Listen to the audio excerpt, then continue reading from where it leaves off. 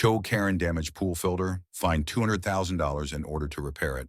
The community pool glistened under the summer sun, a beacon of joy for the kids of Maple Grove until Karen marched in, her voice slicing through the laughter like a knife through butter. "This place is a disgrace," she barked, her designer sunglasses perched atop her head, her phone already recording for her next viral HOA rant. Nobody saw it coming, but by the end of the day, the pool would be a swamp, and Karen would be the talk of the town for all the wrong reasons.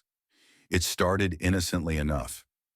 "I'm Jake, the new maintenance guy for the Maple Grove Homeowners Association, hired to keep the pool sparkling and the grounds pristine."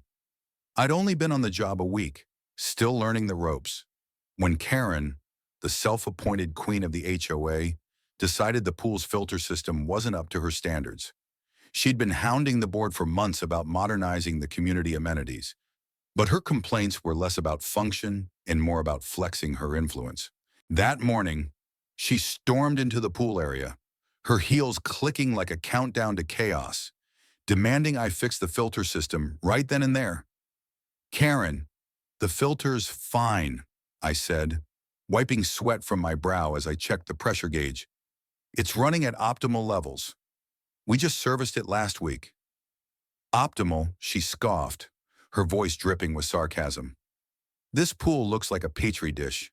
Do you even know what you're doing, Jake? Or are you just another lazy hire?" Her words stung, but I bit my tongue. I needed this job, bills don't pay themselves, and my daughter's dance lessons weren't cheap. I tried explaining the system's specs, but Karen wasn't listening. She was too busy typing a scathing post on the neighborhood app, her fingers flying as she broadcasted her concerns to all 200 residents. By noon, the situation escalated. Karen had rallied a small posse of her loyal followers, mostly other HOA busybodies who thrived on her drama. They gathered around the pool's mechanical room, where I was double-checking the filter system to appease her.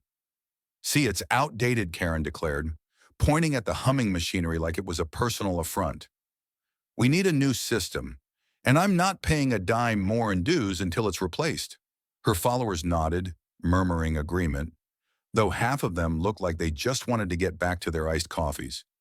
Then came the twist nobody expected. Enter Mrs. Delgado, the quiet, retired engineer who lived at the end of the cul-de-sac. She rarely attended HOA meetings, but when she did, people listened. She shuffled into the mechanical room, her cane tapping softly, and peered at the filter system through her thick glasses. "Jake's right," she said, her voice calm but firm. "This system's state-of-the-art. I helped design ones like it back in the 90s. Karen, you're causing a scene over nothing." The crowd fell silent, and Karen's face turned beet red. For a moment, I thought she'd back down. I was wrong. "You're all incompetent," Karen snapped, shoving past Mrs. Delgado and grabbing a wrench from my toolbox. "If you won't fix it, I will." Before anyone could stop her, she swung the wrench at the filter's main valve, claiming she was testing it. The crack of metal on metal echoed like a gunshot. Water sprayed everywhere, a geyser of chlorinated chaos flooding the mechanical room. The filter system groaned, then sputtered as murky water poured out, pooling on the concrete and turning the pristine deck into a slippery mess. The crowd gasped, and Mrs. Delgado shook her head, muttering, "Foolish woman." I lunged to shut off the emergency valve, but the damage was done. The filter's main housing was cracked, its internal components exposed and ruined. The pool's water, once crystal clear, began clouding as the system failed to circulate. Kids were ushered out, their parents glaring at Karen, who stood there, wrench still in hand, looking more defiant than remorseful. "This wouldn't have happened if you'd listened to me," she shouted, as if her tantrum justified the disaster.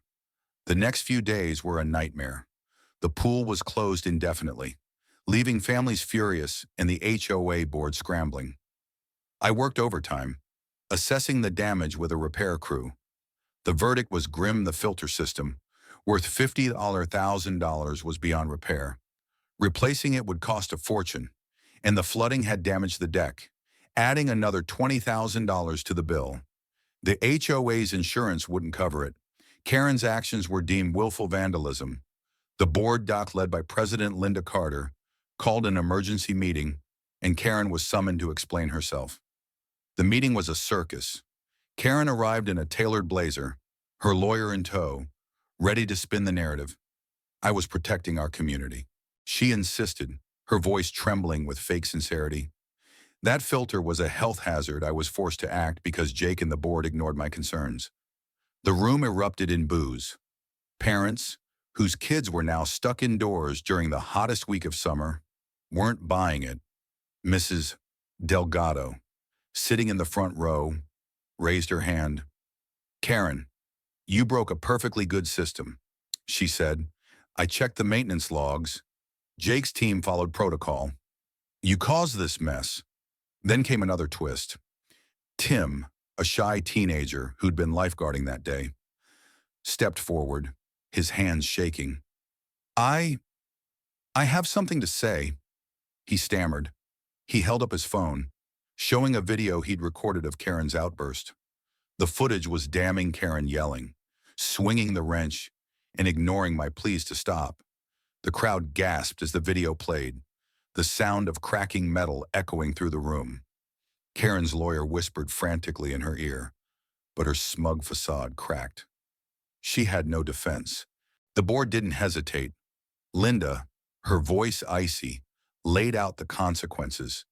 "Karen, your actions cost this community $70,000 in damages, not to mention the inconvenience to every family here.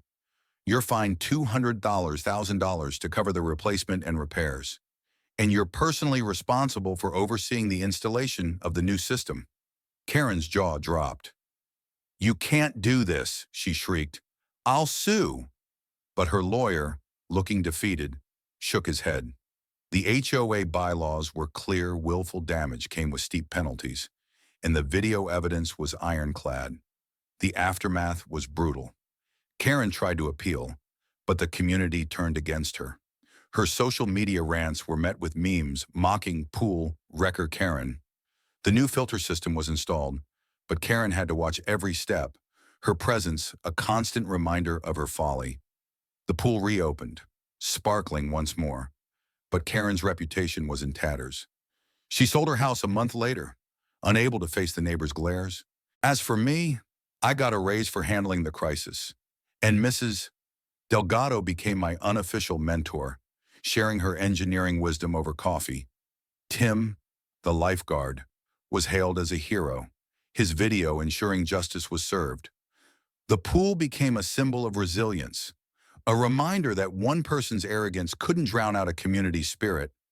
What do you think, was the HOA's punishment fair, or did Karen deserve a second chance? Share your thoughts below.